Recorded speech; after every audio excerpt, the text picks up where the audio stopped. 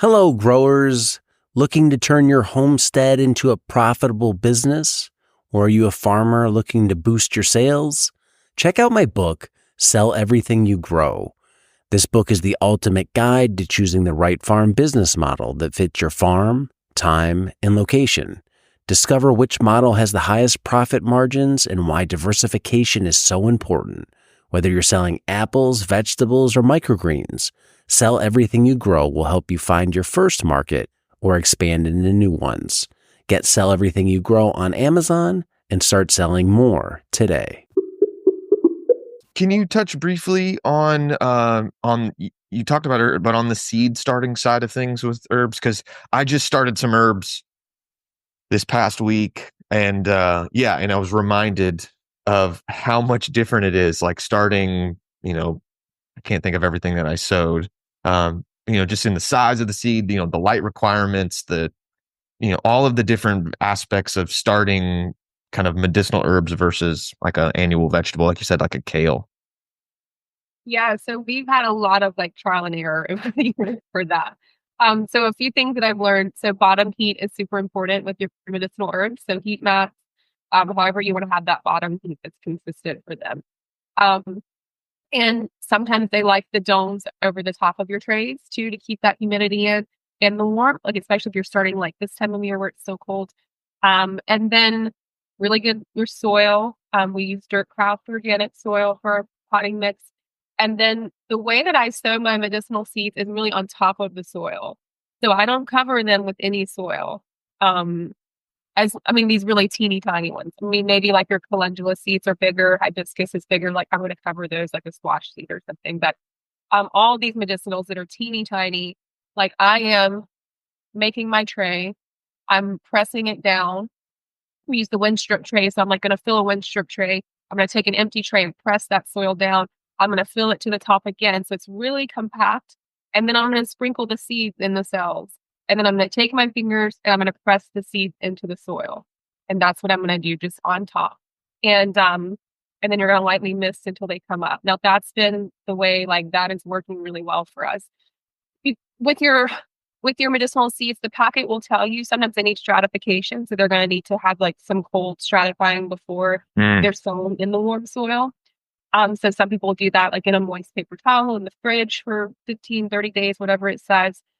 Some of your medicinal seeds need to be like scarified where they need to be mixed or rubbed on like sandpaper. I will tell you that we don't stratify any of our seeds because our seed house where we seed our seeds, the temperature fluctuation, it's not climate controlled. So I've got heat mats. It doesn't have heating or cooling in there other than fans. So it's warm during the day, it's cold at night.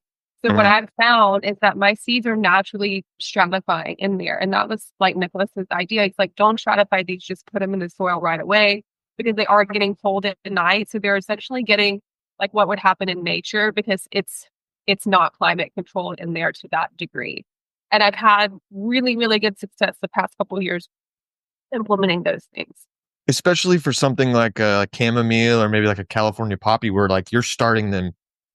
I mean, correct me if I'm wrong, but like some of those you're starting in the fall to then be overwintered in the seed house, so then get transplanted out. Like they just take that long that, yeah, you're really getting some, especially for us the last couple of weeks, like getting some really cold temperatures that would be well below what you would be getting in a refrigerator.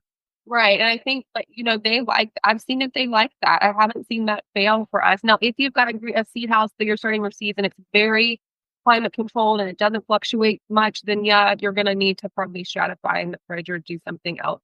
But yeah, like our chamomile, we start in like October. Ideally, it's planted out in January. We have not put our chamomile outside yet.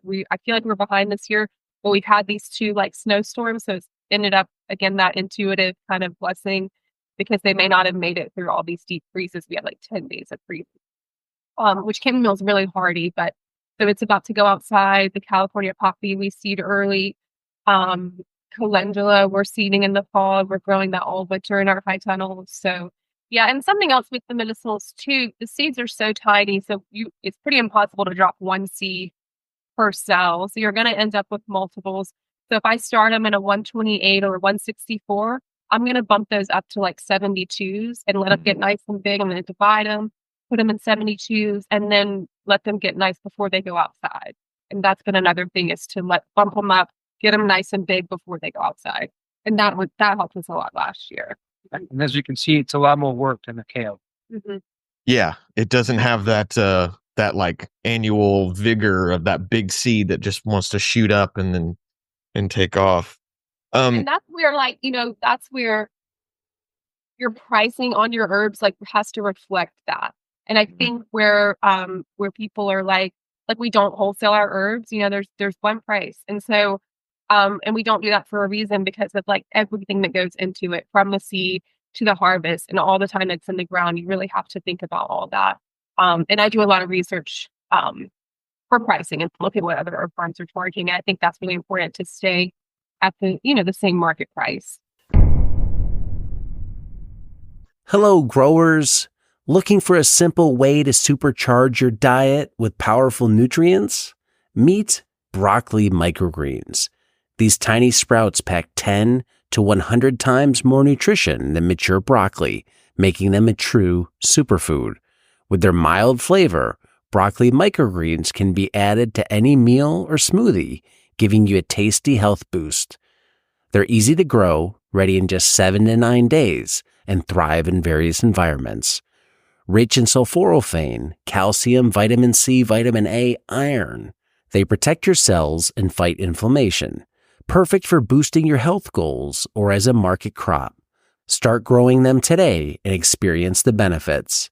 Get 100% organic, pathogen-tested and pathogen-free broccoli microgreen seeds at shop.moderngrower.co or using the link below.